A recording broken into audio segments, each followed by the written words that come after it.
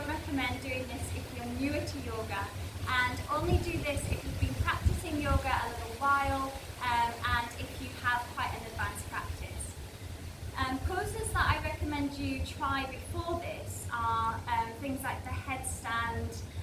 Maybe you've been practicing forearm stand, so those inversions where you're comfortable holding those and have good balance. Those are ones you should use as a foundation before you move into this one. I have some tutorials on those poses as well in my other videos, so you could always check those out. Also, this is something that you want to be warmed up for as well, so make sure you've practiced and warmed up, had maybe done some rounds of sun salutations or a full practice before you start to go into this one. Okay, so with this one as well, I also recommend you're quite strong in the arms and shoulders, so things like the arm balancing postures as well, crow pose, maybe the Bherundasana poses you're quite comfortable with. Okay, I'm going to show you the pose then. So, with this one, we bring the hands on the ground and maybe think of it as if you're starting to set up for a tripod headstand.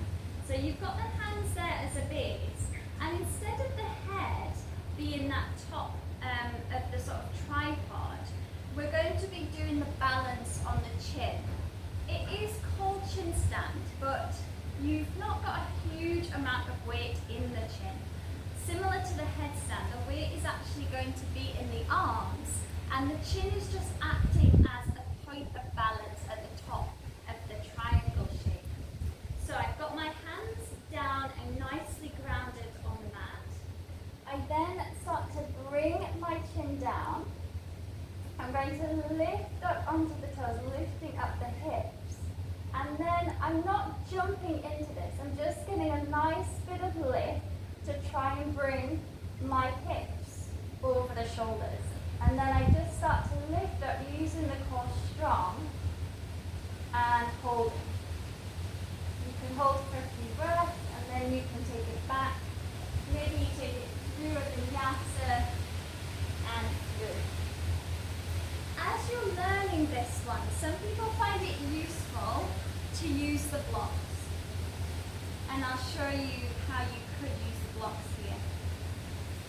So you could bring the hands onto the blocks, bring the chin down, similar as I showed before, and then you're just getting that lift here and holding there. The reason why the blocks might help is that it just gives you a bit of height so that you can perhaps walk the feet in a little bit further to bring the hips closer to the height of the level of the shoulder, so you're not having to do that strong kick up. So that might be helpful for you then.